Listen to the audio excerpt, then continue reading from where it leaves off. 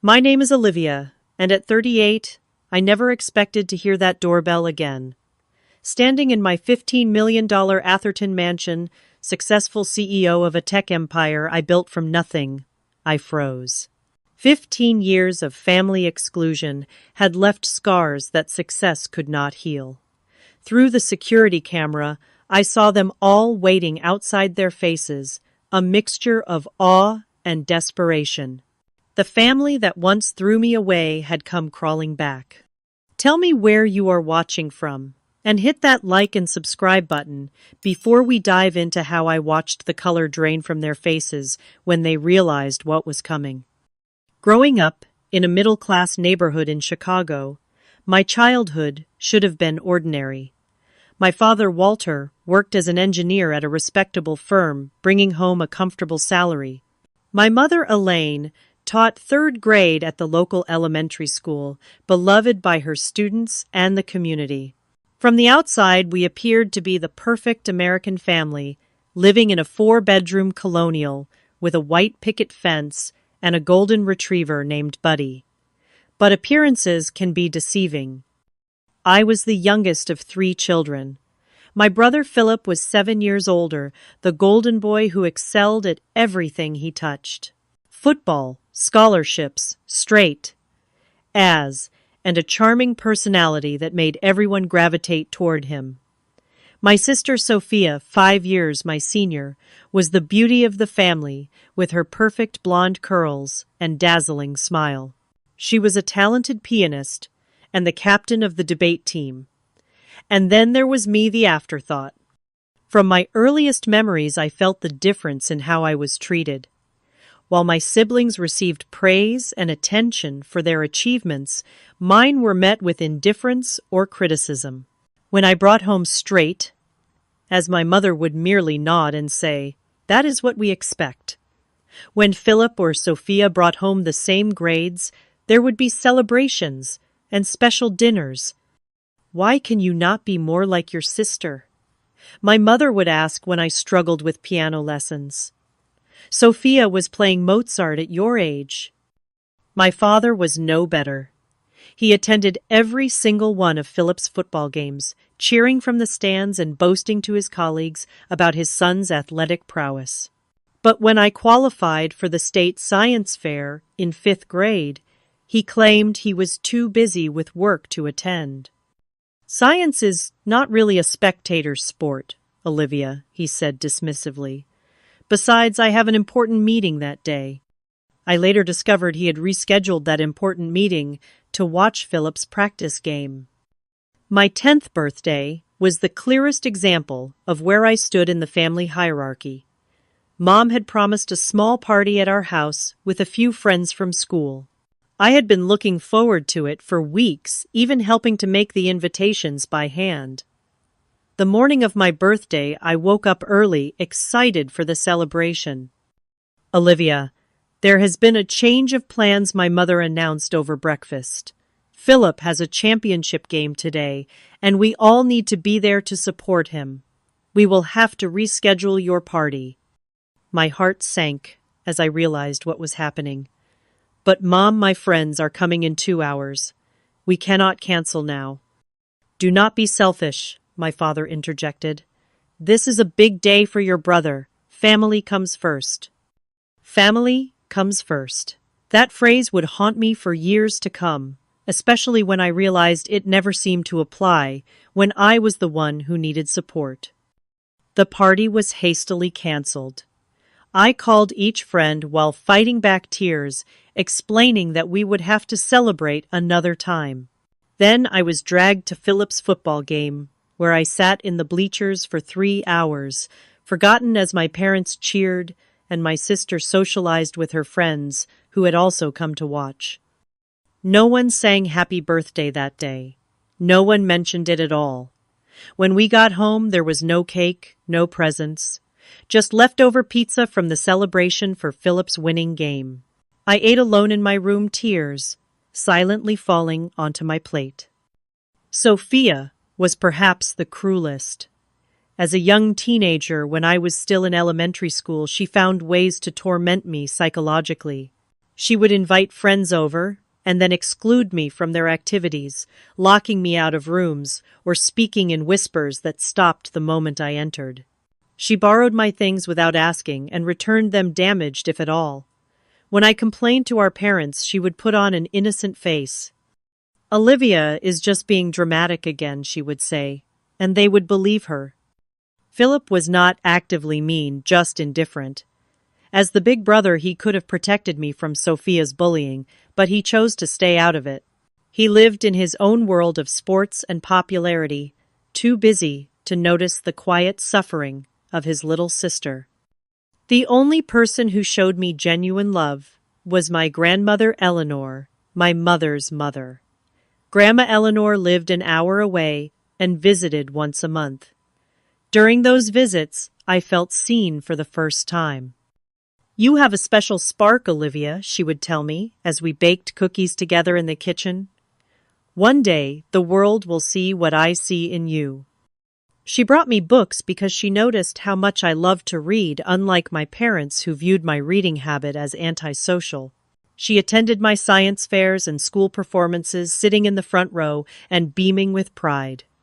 With Grandma Eleanor, I did not have to compete for attention or love. It was freely given. In school, I excelled academically.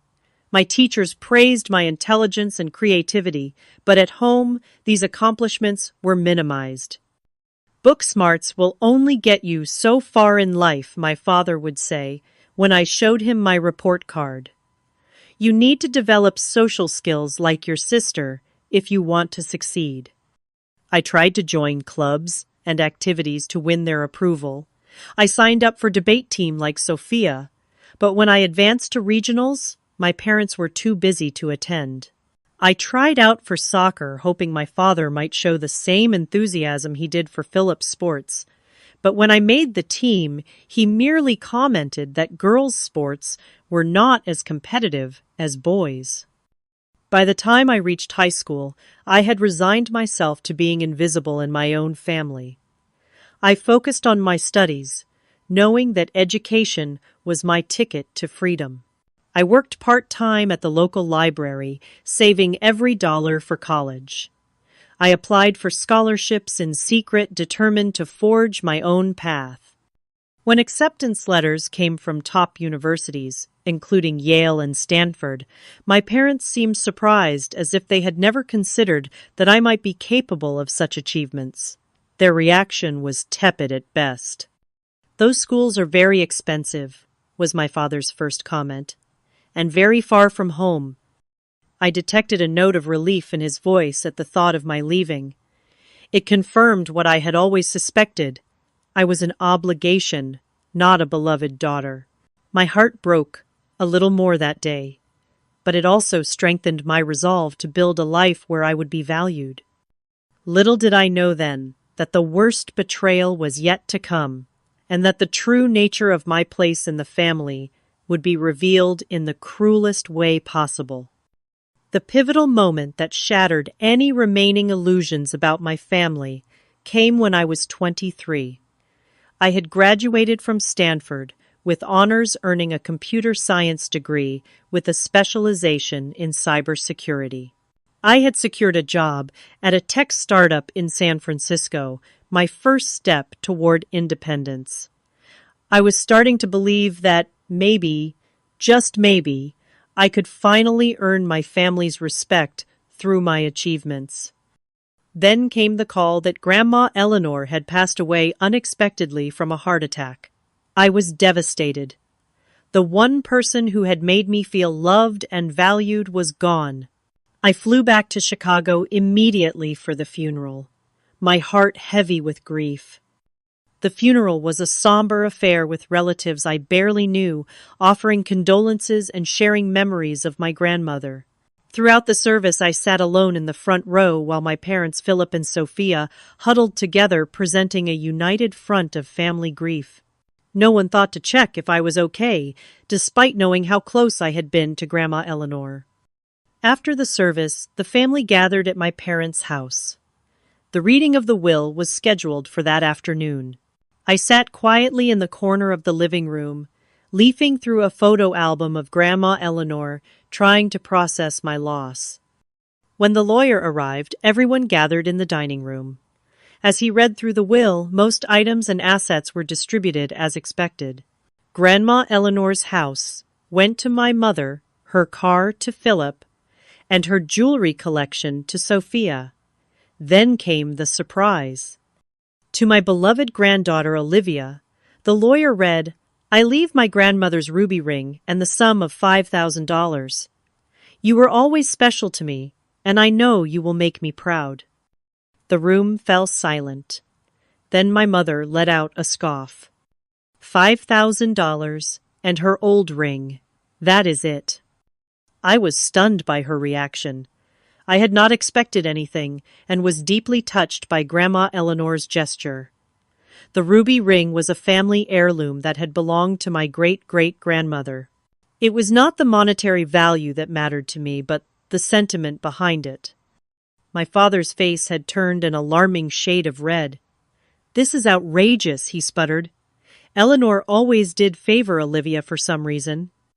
For some reason, I echoed, finding my voice. Maybe because she was the only one who ever showed me any kindness in this family. That was when everything exploded. Years of resentment and secrets came pouring out. "You want to talk about kindness," my father shouted. "We took you in when no one else would. We gave you a home and education opportunities most kids could only dream of, and this is the gratitude we get." Confusion washed over me. "Took me in? What are you talking about?" My mother shot my father a warning look, but it was too late. The damage was done. "You are not even our daughter," he spat out. "You were 2 years old when we adopted you after your mother died. Lisa was Elaine's college roommate, had you out of wedlock, then got herself killed in a car accident. No father in the picture, no other family willing to take you. So we did out of the goodness of our hearts." The room spun around me. Adopted. This could not be real. I looked at my mother, silently pleading for her to deny it. Instead, she sighed. "We were going to tell you when you were older, but then it never seemed like the right time." 23 years, and it had never been the right time to tell me the truth about my own identity. All those years of feeling like I did not belong, like I was different, somehow suddenly made terrible sense. "So, I have been living a lie my entire life," I whispered. "Does everyone know, except me?" "Most of the family knows," Sophia said with a shrug. "It was not exactly a secret. We just did not talk about it. Not a secret to anyone except me, the person whose life it was." I felt sick to my stomach. "Why did Grandma Eleanor leave the ring to Olivia anyway?" Philip asked the lawyer. "It should stay with blood family." Blood family. Those words cut through me like a knife. Mrs. Eleanor specifically mentioned that Olivia should have the ring because, in her words, true family is about love, not blood, the lawyer replied uncomfortably. That set my father off again. That old woman always did try to undermine our parenting, filling Olivia's head with nonsense, making her think she was special when we were trying to raise her to be realistic about her place in the world. "My place?" I asked, my voice rising. "And what exactly is my place in this family?" "You should be grateful we took you in at all," Sophia interjected. "Do you know how many orphans end up in the system? You had privileges most of them could only dream of." I looked at my sister, seeing her clearly for the first time. Privileges, like being reminded constantly that I was not as good as you or Philip, like having my birthdays forgotten and my achievements ignored, those kinds of privileges. "See, this is exactly why we never told you," my mother said. "We knew you would react emotionally instead of rationally." "Finding out my entire life has been a lie seems like a reasonable thing to be emotional about," I retorted. My father stood up, towering over the table. "That is enough. I will not have you speaking to your mother that way, under my roof." If you cannot show some gratitude for everything we have done for you, then perhaps you should leave. I looked around the table at the faces of the people I had called family for 23 years. None of them came to my defense. Not even Philip, who had always been the least antagonistic toward me. In that moment, I made my decision. Fine, I said quietly, gathering my purse. I will go. But first I want to know one thing. Was anything real? Did you ever love me at all? Or was I just a charity case you regretted taking on? The silence that followed was all the answer I needed. I walked out of that house and never looked back. The exclusion from family life became official after that day. I was not invited to Thanksgiving that year, or Christmas, or any family gathering that followed.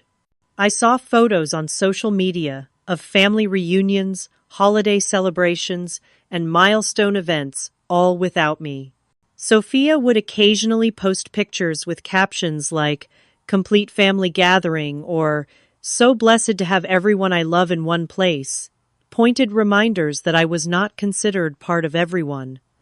There were emails from my father, cold and formal, asking me not to contact them and to respect the family's privacy, as if I were some stranger who might harass them, not someone who had lived as their daughter for over 2 decades. The ultimate pain came when I saw photos of my parents proudly attending Philip's wedding and later the birth of Sophia's first child. Moments I should have been part of erased from the family narrative as thoroughly as if I had never existed.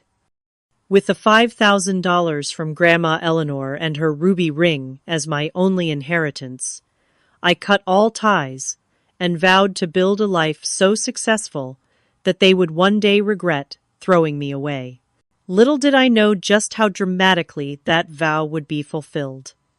With just $5,000 to my name and a ruby ring, I vowed never to sell. I arrived in San Francisco, determined to forge a new beginning. The money would not last long in one of America's most expensive cities, so I had to be strategic. I found a tiny apartment in a less desirable neighborhood, sharing with 2 other young women I found through a housing board at a local coffee shop. My portion of the rent consumed nearly half of my savings immediately. Alice was a nurse working night shifts, and Jordan was a graduate student in literature. Both were too busy with their own lives to pry into mine, which suited me perfectly. The apartment was cramped with just enough space for a twin bed and a small desk in my room. The kitchen was barely functional, and we shared one bathroom between the 3 of us. It was a far cry from the comfortable suburban home I had grown up in, but it was mine, and there was freedom in that. I secured an entry-level job as a technical support specialist at a small software company. The pay was minimal, barely covering my expenses, but it was a foot in the door of the tech industry. My days consisted of answering calls from frustrated users, troubleshooting basic problems, and documenting issues for the development team. It was mundane work that did not utilize my education or skills, but I approached it with determination. "You are overqualified for this position," my supervisor remarked during my 3-month review.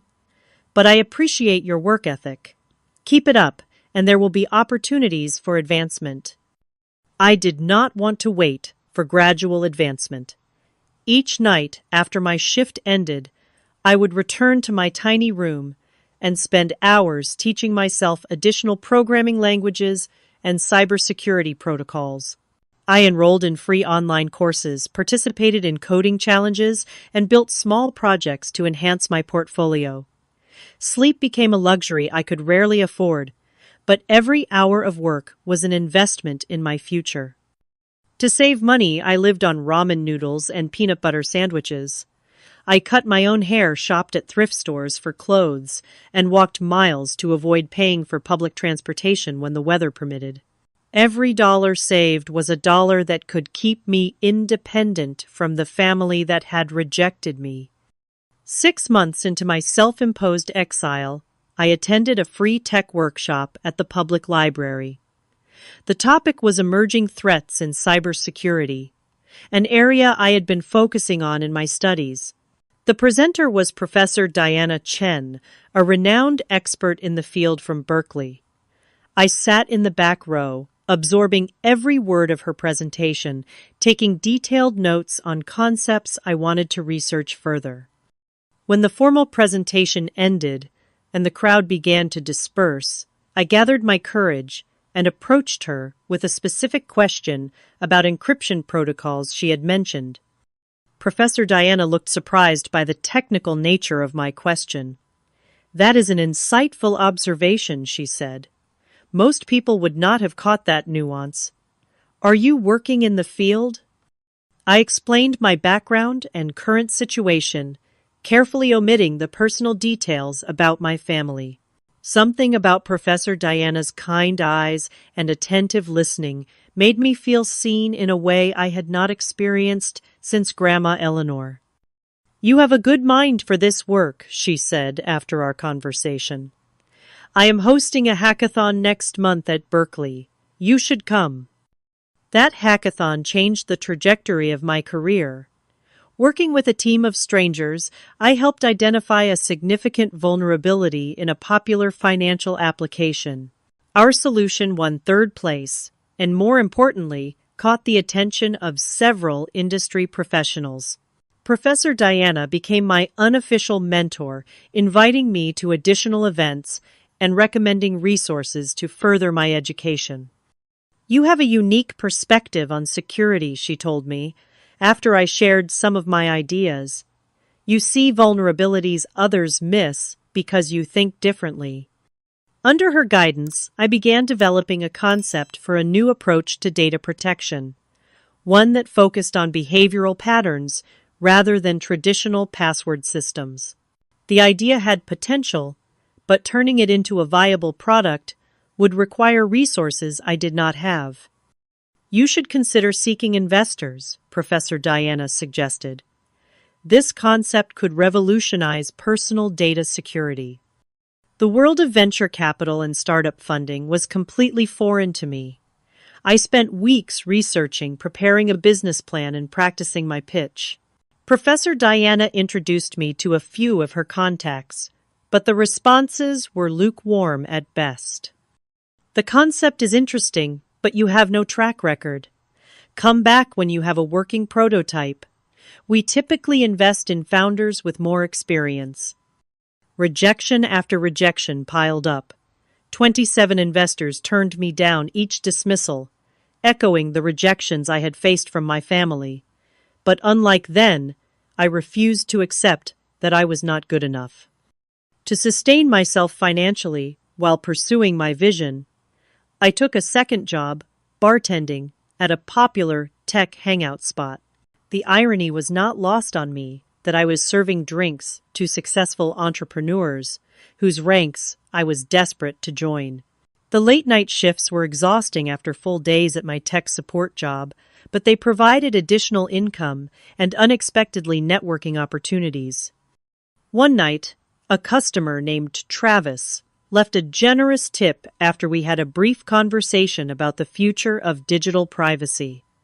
He returned the following week and asked more questions about my background and ideas.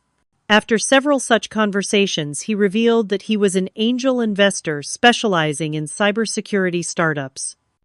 "I have been testing you," he admitted, "seeing if you really know your stuff, or if you are just another person with big talk and no substance. You are the real deal. Let me see your business plan." 2 weeks later, I received an investment of $200,000 to develop a prototype of my security system. It was a fraction of what established startups typically received, but it was enough to quit my tech support job and focus on building my product. I kept the bartending gig on weekends, both for extra cash and to stay grounded. The development process was grueling.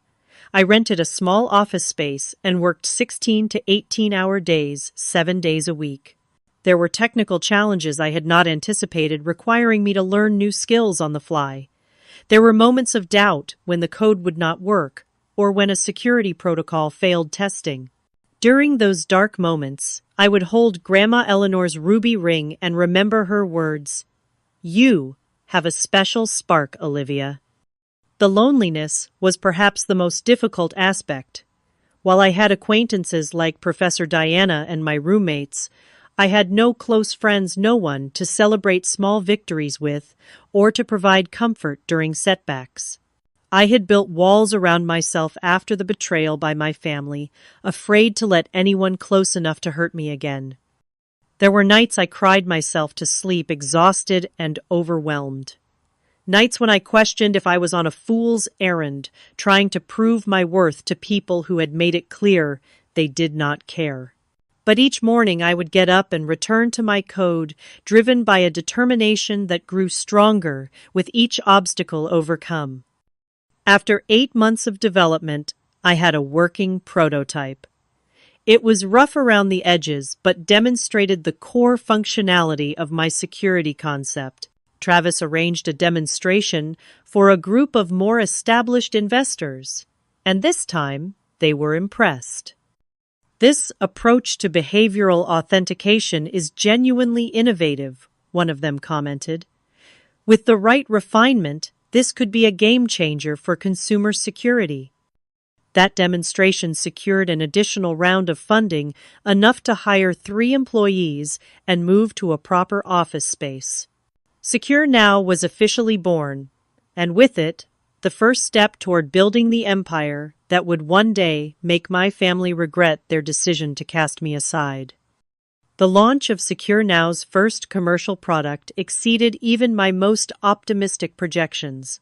Our behavioral authentication system caught the attention of several major tech publications, with TechCrunch calling it a revolutionary approach to personal data security in an increasingly vulnerable digital landscape. Within 6 months, we had licensing agreements with 3 Fortune 500 companies who wanted to integrate our technology into their products. As the company grew, so did my confidence.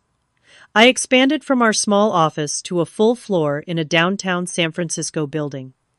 My team of 3 grew to 15, then 30, then over 100 employees within 2 years. Each hire was carefully selected not just for their technical skills, but for their passion and integrity. I was building more than a company. I was creating the family I had never had. "You have created something special here," Diana remarked during a visit to our new offices. She had transitioned from mentor to friend, one of the few people who knew the truth about my past. And I do not just mean the technology. She was right. The culture at Secure Now was built on respect, collaboration, and recognition of achievements large and small. Every milestone was celebrated, every birthday acknowledged. I made sure no one ever felt invisible or unappreciated the way I had for so many years. Our second product, a secure communication platform that used our proprietary authentication system, attracted attention from government agencies and international corporations concerned about industrial espionage. The contracts that followed pushed Secure Now's valuation past $100 million just 3 years after our founding. Financial success brought changes to my personal life as well. I moved from my shared apartment to a luxury condo overlooking the bay. I replaced my thrift store wardrobe with designer clothes, not out of vanity, but because I learned that in the business world, appearance matters when seeking to be taken seriously. I traded my 10-year-old laptop for cutting-edge technology and my bus pass for a Tesla. Yet despite these material improvements, there remained an emptiness I could not fill. Each night, I would return to my beautiful but silent condo with its panoramic views and expensive furnishings and feel utterly alone. Success was a cold companion.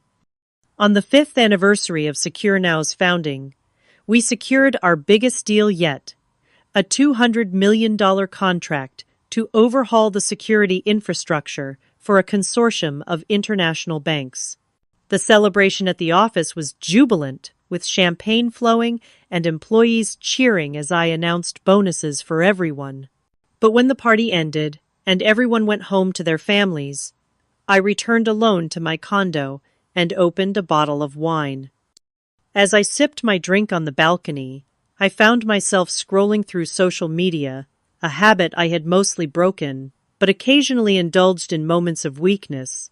There was a new post from Sophia, a family reunion at our parents' lake house, annual Sullivan family tradition. So blessed to have everyone together, the caption read. Everyone, except me, of course. I closed the app and made a decision. If I could not have the family I was born into, I would create a life so full and meaningful that their absence would no longer matter. The next day, I began looking for a permanent home somewhere that could become my sanctuary. After weeks of searching, I found a sprawling estate in Atherton, the most exclusive neighborhood in the Silicon Valley area. The $15 million property featured a main house with 7 bedrooms, a guest house, a pool, and extensive gardens on 3 acres of land. "Are you sure about this purchase?" my financial advisor asked. "It is a significant investment for a single person." "I am sure," I replied. "This is not just a house. It is a statement." I spent the next 6 months renovating the property to my exact specifications. The formal dining room was converted into a state-of-the-art home office. One wing of the house became a library, filled with thousands of books fulfilling my childhood dream of having my own personal library, like the one in Beauty and the Beast, my favorite fairy tale growing up. Each room was carefully designed to reflect different aspects of my personality and interests. The color schemes were warm and inviting, the furniture elegant but comfortable. Unlike the stark minimalism of my San Francisco condo, this house was meant to be lived in, to create memories in. The crown jewel of the property was the garden. I hired a renowned landscape architect to create an English garden with winding paths, hidden benches, and year-round blooms. It was the kind of garden Grandma Eleanor would have loved, and I placed a small memorial bench with her name in a quiet corner surrounded by her favorite flowers. As Secure Now continued to expand, now with over 500 employees and offices in 5 countries, I made a conscious effort to balance my professional success with personal growth. I joined boards of charitable organizations focusing particularly on those that supported foster children and orphans. I established a scholarship fund for computer science students from disadvantaged backgrounds. I began mentoring young women entering the tech field, determined to help them avoid some of the obstacles I had faced. Through these activities, I slowly built a circle of friends who knew nothing about my past and accepted me for who I was now. There was Travis, my first investor, who had become a trusted advisor and weekend sailing companion. Diana, of course, remained a constant presence now, bringing her husband and children to regular dinners at my home. Jordan, my former roommate, had finished her PhD and now taught literature at Stanford. We met monthly for coffee and book discussions. There was also my executive team, Layla, my brilliant chief technology officer, Marcus, the chief financial officer, whose careful stewardship had helped grow our company's value, and Derek, our chief operating officer, whose organizational skills kept everything running smoothly.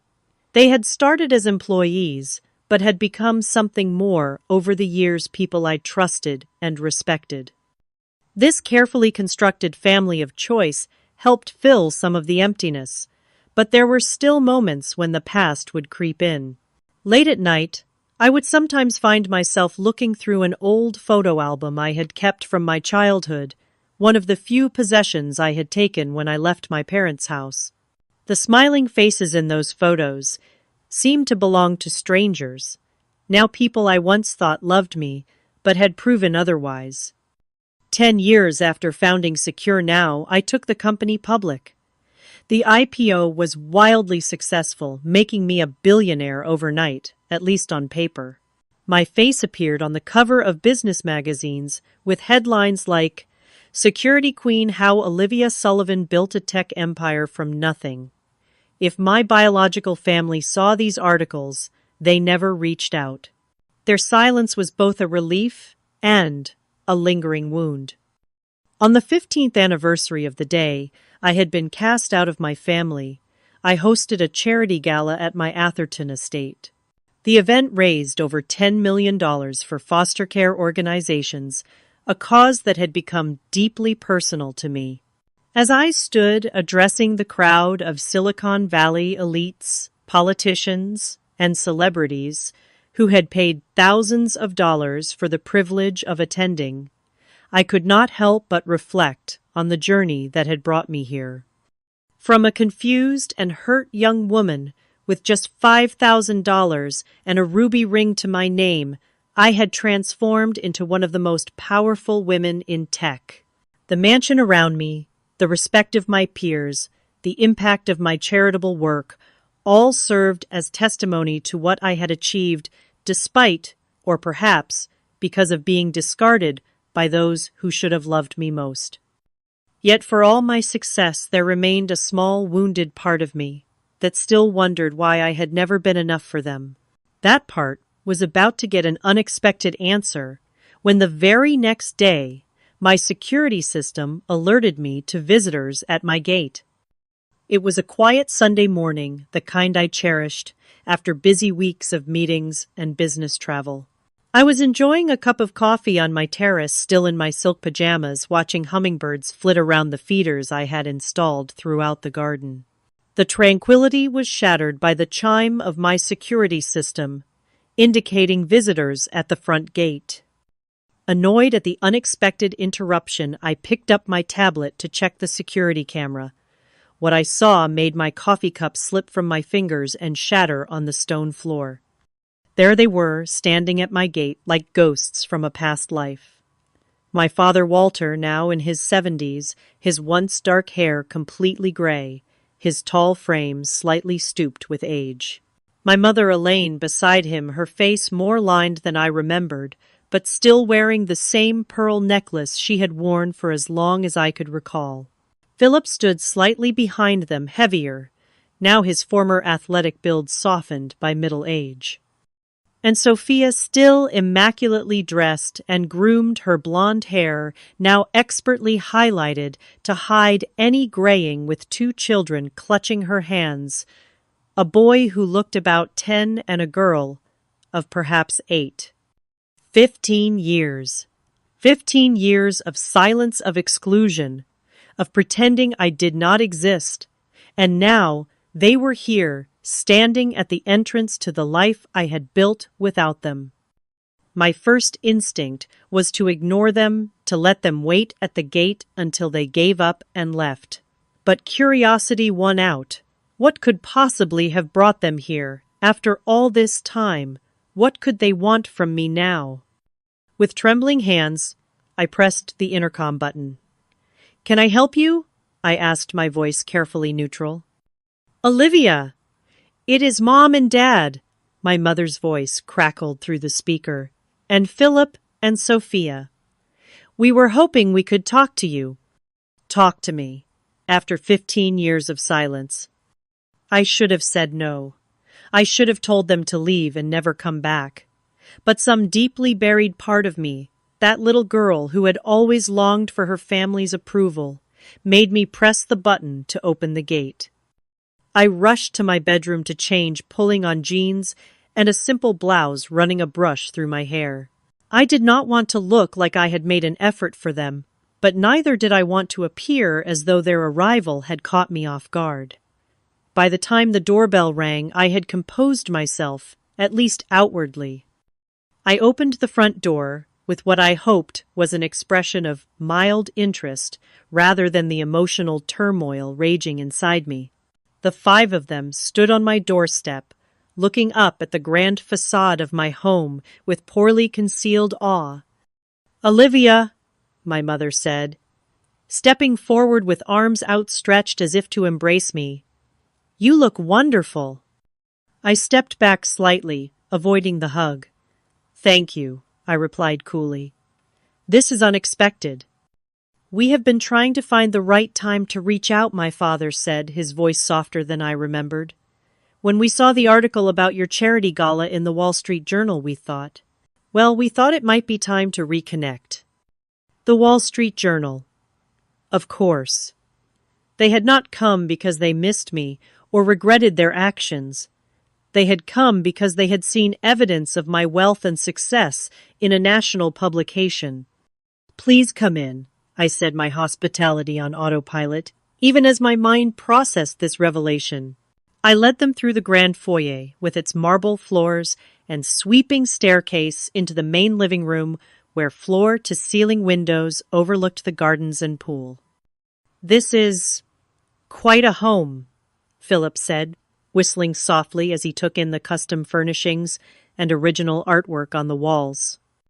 Thank you, I replied, simply gesturing for them to sit on the Italian leather sofas. Can I offer you something to drink, coffee, water? Coffee would be lovely, my mother said, perching on the edge of the sofa, as if afraid to fully commit to sitting in my home. I used the excuse of preparing coffee to escape to the kitchen for a moment, leaning against the counter and taking deep breaths to steady myself. I had imagined this scenario countless times over the years, fantasized about what I would say if they ever showed up in my life again. But now that it was happening, I felt unprepared, vulnerable in a way I had not felt in years. When I returned with a tray of coffee in my finest porcelain, set a petty display of wealth I could not resist. The children were exploring the room while the adults sat in awkward silence. These are my children, Sophia said as I set down the tray. Jackson and Emma. I nodded to the children, who regarded me with curious eyes. Hello, I said, unsure how to interact with these niece and nephew I had never met. Had Sophia told them about me? Did they know they had an aunt who had been erased from family photos and conversations? They are beautiful, I said, because it seemed like the expected response. We have missed you, Olivia, my mother said, tears welling in her eyes. The performance was almost convincing. All these years we have thought about you. Have you? I asked, my voice steady, despite the anger bubbling just beneath the surface. That is interesting, because I have not received so much as a birthday card or a Christmas greeting in 15 years. We did not know how to reach out, my father said. After the way things ended, we did not know if you would want to hear from us. You could have tried, I pointed out.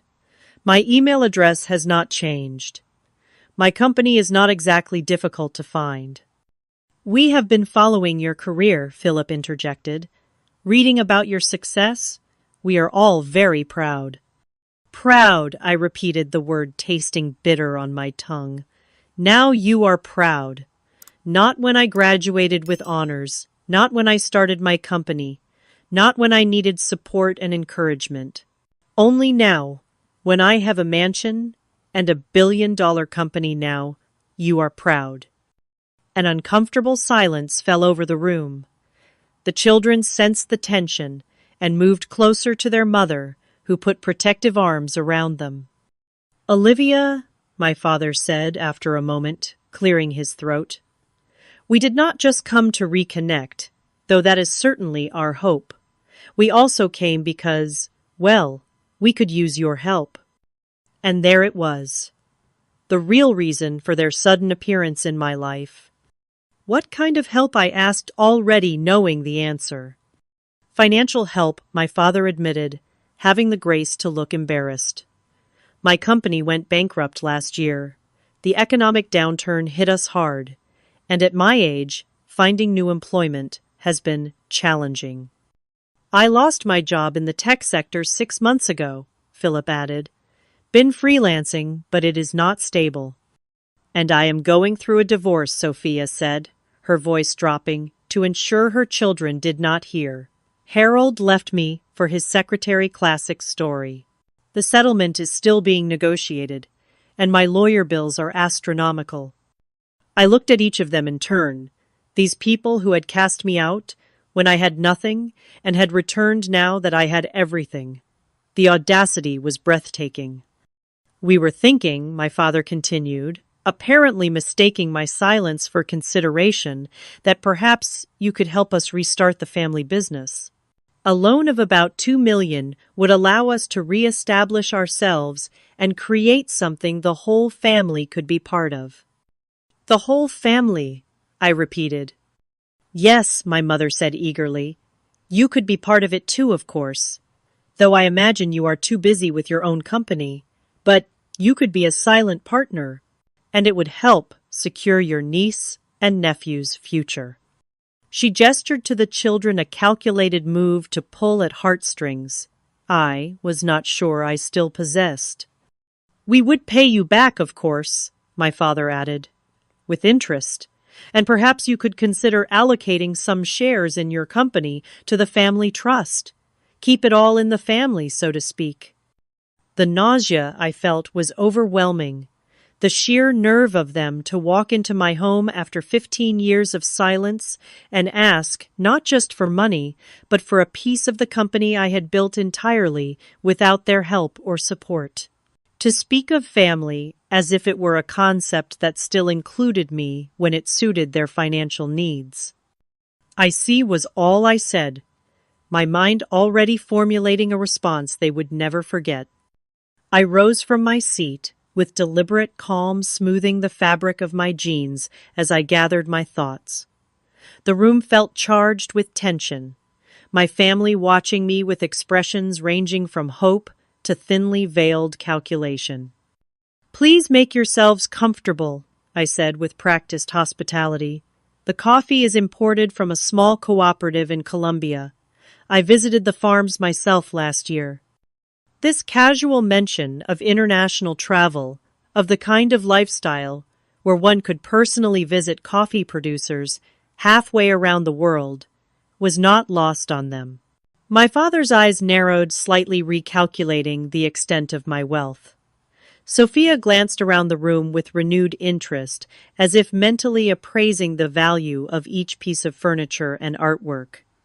I excused myself briefly and returned with a leather-bound album and my laptop. Setting both on the coffee table, I resumed my seat across from them.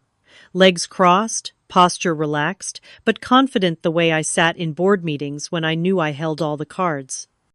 "Before we discuss any financial arrangements," I said, my voice, "even I think we should catch up on the past 15 years.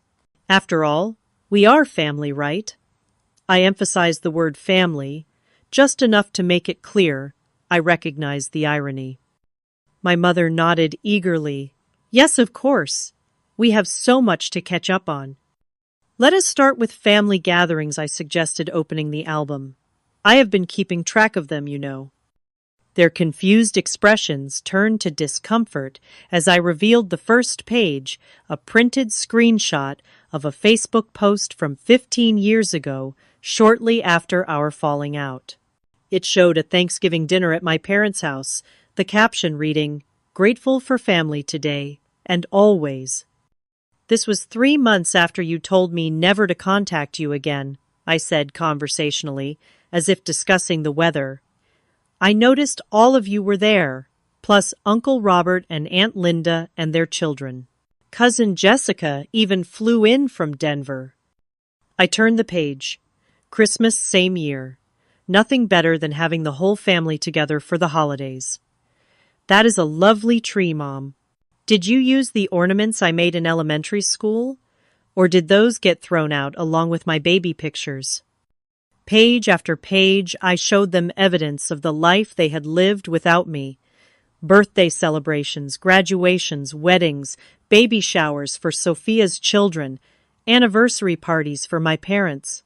All documented on social media with captions about complete family gatherings and everyone we love in one place. "Why do you have all these?" Sophia asked, her voice strained. "Know your enemy," I replied with a small smile. "A basic principle of security. You taught me that, Dad, probably the most valuable lesson you ever gave me. Always know who you are dealing with." I closed the album and opened my laptop.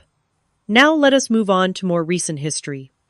I turned the screen toward them, showing an email from my father dated 12 years ago. I read it aloud, my voice steady. Olivia, I must insist that you cease any attempts to contact family members. Your mother was very upset by your Christmas card. We have moved on with our lives and expect you to respect our privacy. Walter Sullivan. I looked up at my father. That was in response to the only Christmas card I ever sent after leaving. A simple card wishing you happy holidays. No requests for reconciliation, no accusations, just a card. That was your response. He had the decency to look ashamed, staring down at his hands. And this, I continued scrolling to another email, is from Sophia to her friend Jenna, which she accidentally copied me on 3 years ago. Ugh saw another article about my sister, the tech genius. Mom was going on about it all day. As if being rich makes up for being such a freak growing up. Some people just have all the luck despite being totally socially inept. Charming Sophia. My sister's face flushed red. I did not mean. Oh, I think you did, I interrupted. But it is fine. Your opinion of me stopped mattering a long time ago. I closed the laptop and leaned forward, looking each of them in the eye, in turn. For 15 years, you have lived your lives as if I did not exist. You celebrated holidays, shared milestones, supported each other through hardships. You were a family in every sense of the word, just without me, and that was your choice. I stood and walked to the window, looking out at the garden I had created at the bench, dedicated to Grandma Eleanor, the only family member who had ever truly loved me. Now you come here to the home I built, to the life I created entirely without your help, and you talk about family as if it is something that can be picked up and put down whenever it becomes convenient or profitable. I turned back to face them.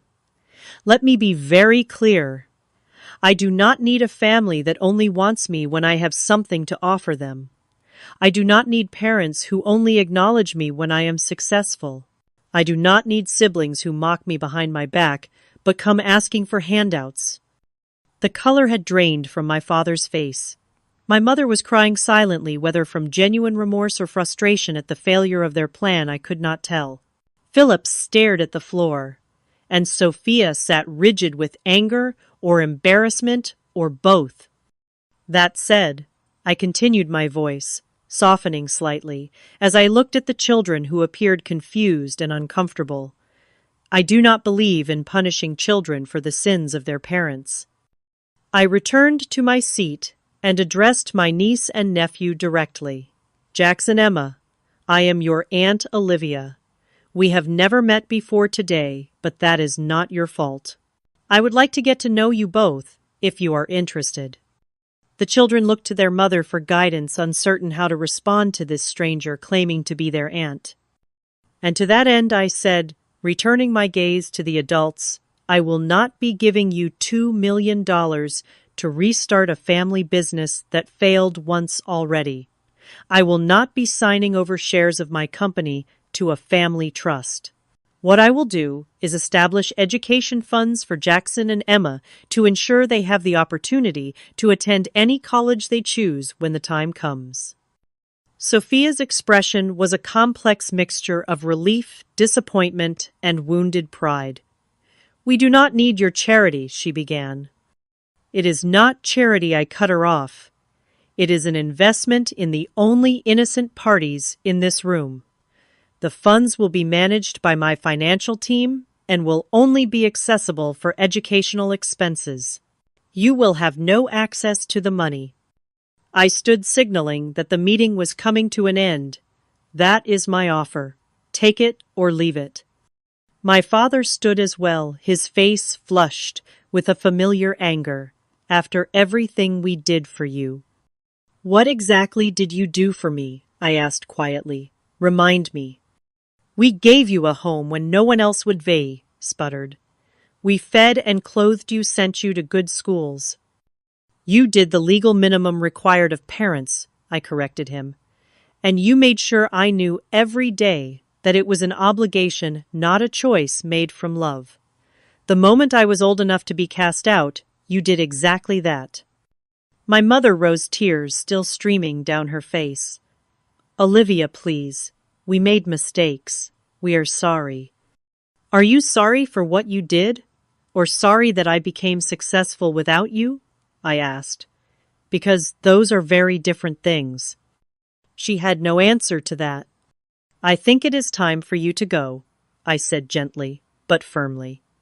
My assistant will contact you regarding the education funds for the children if you choose to accept them. Otherwise, I wish you all well in your future endeavors. I walked them to the door, maintaining my composure through sheer force of will. As they stepped outside, Sophia turned back, her expression softer than I had seen it in decades. For what it is worth, she said quietly, I am proud of what you have accomplished. I really am. Too little too late. But I nodded acknowledgement of her words. Take care of your children, Sophia, I replied. They deserve better than what we had. I closed the door on my past and leaned against it, finally allowing the tears to come. They were not tears of sadness or regret, but of release. In facing my family, in refusing to be manipulated by them again, I had finally freed myself from the last chains of their approval. I pulled out my phone and dialed the one person I knew would understand. Diana, it is Olivia. Can you come over? My family just left, and I need a friend right now. As I waited for Diana to arrive, I looked around at the beautiful home I had created, at the life I had built from nothing but determination and the belief that I deserved better. For the first time, I truly believed that Grandma Eleanor would be proud of the woman I had become, not just for my success, but for finding the strength to stand up for myself. The sound of tires on the driveway announced Diana's arrival just 30 minutes after my call. One of the things I valued most about our friendship was her unfailing reliability. When I needed her, she was there, no questions asked. She found me in the garden, sitting on Grandma Eleanor's bench, the ruby ring gleaming on my finger as I twisted it absently, a habit I had developed over the years when deep in thought. Hey, she said softly, sitting beside me. Rough day. I smiled weakly. You could say that. I recounted the entire encounter from the moment I saw them on the security camera to their final departure. Diana listened without interruption, her face reflecting my own emotions as the story unfolded. $2 million in shares in your company, she repeated when I finished. The audacity is almost impressive. That startled a laugh out of me. Right after 15 years of radio silence, they show up expecting a handout, as if all the years of exclusion and cruelty never happened. But you stood your ground, Diana said, squeezing my hand. You offered help to the children without letting the adults manipulate you. That took courage. We sat in comfortable silence for a few minutes, watching the late afternoon sun cast long shadows across the garden. The emotional upheaval of the day had left me drained, but also strangely at peace. You know what the strangest part is, I said finally. For years I fantasized about a moment like this, about them seeing my success and regretting how they treated me. But now that it has happened, it feels empty somehow. Their regret, if they even feel, it does not change anything. Diana nodded thoughtfully. Because you have realized that their approval was never the prize you thought it was. Her words resonated with a truth I had been slowly discovering over the years. Exactly. I spent so much of my life trying to earn love that should have been freely given. Building this company, this fortune part of me, was still that little girl trying to prove I was worthy of being loved. And now, Diana prompted. Now I know that was never the problem. Their inability to love me was their failure, not mine. No amount of success on my part could ever fix what was broken in them. In the days that followed, I experienced a range of emotions from residual anger to unexpected grief for the family relationships I had never truly had. But beneath it all was a growing sense of liberation, the last lingering hope that they might someday acknowledge their wrongdoing, that we might somehow become a real family, had been laid to rest. That fantasy had been holding me back in ways I had not fully recognized. A week after their visit, I made a decision that would change the course of not just my life, but potentially many others. I established the Eleanor Grace Foundation, named for my grandmother, dedicated to supporting children in the foster care system, particularly those who had been adopted and then rejected or mistreated by their adoptive families. The foundation would provide not just financial assistance for education and basic needs, but also psychological support, mentorship programs, and legal advocacy. I committed $50 million as initial funding and pledged to personally oversee its operations alongside my duties at Secure Now. During the planning stages, I reconnected with Jordan, my former roommate who now taught literature at Stanford. Over coffee, I shared my vision for the foundation and my personal connection to its mission. "I never knew," she said, visibly moved by my story. "All those years we lived together, I had no idea what you had been through." "I was good at hiding it," I admitted. "I did not want anyone's pity." "It is not pity to let people care about you, Olivia," she said gently. "It is human connection, something I think you have been denying yourself for too long." Her words stayed with me, prompting a period of deep reflection. I had built walls to protect myself from further rejection, but those same walls had kept out the genuine connections I craved. My success, my wealth, even my charitable work, none of it could substitute for authentic human relationships. True to my word, I established the education funds for Jackson and Emma. Sophia accepted them with a stiff email of thanks. It was not reconciliation, but it was a small bridge to the next generation, a chance to break the cycle of emotional neglect that had characterized my own childhood. 3 months after my family's visit, I joined a support group for adults who had experienced family estrangement. Sitting in a circle with others who had similar stories, I found a level of understanding I had not experienced before. These were people who knew firsthand the particular pain of being rejected by those who should have loved them unconditionally. "Family is not always blood," said one woman during a particularly powerful session. "Family is who loves you when you need it most." This simple statement crystallized something I had been learning gradually over the years. Looking around at the lives I had touched and those who had touched mine, I realized I had built a family of choice, one far more nurturing than the one I had been born into. There was Diana, who had believed in me when I was just a nervous young woman at a tech workshop.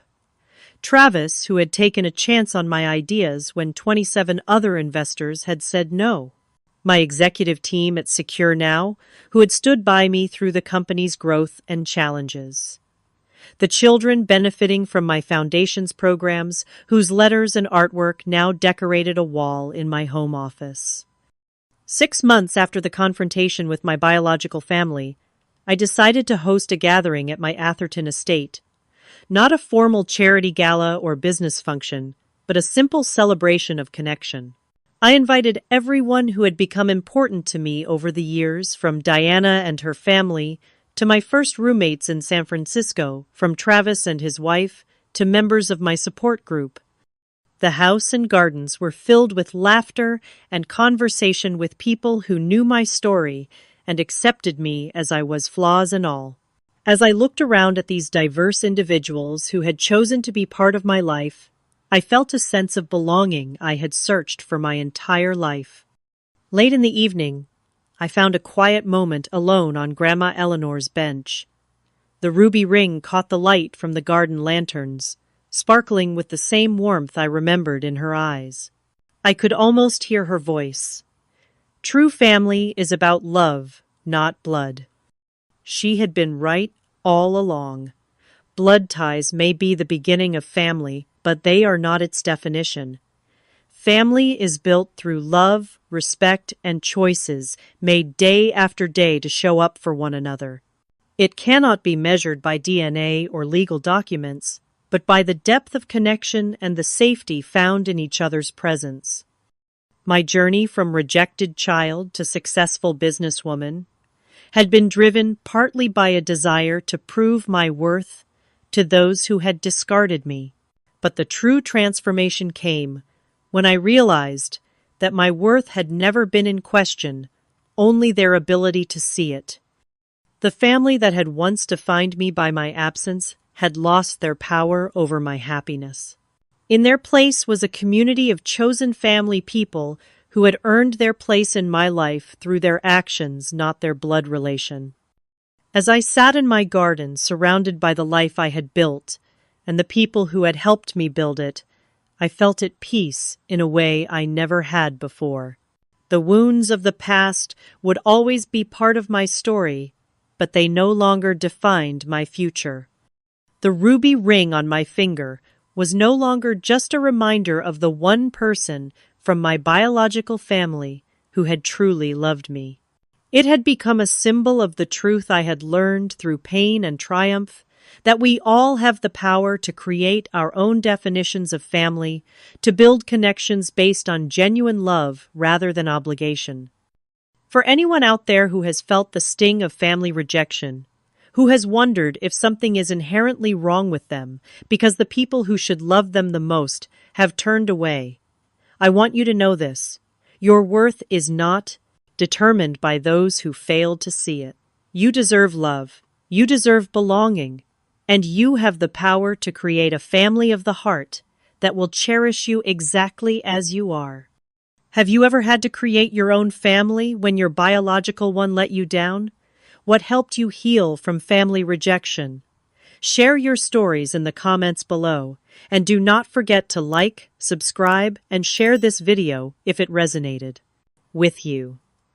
Thank you for being part of this journey with me, and remember that sometimes the most beautiful families are the ones we choose for ourselves.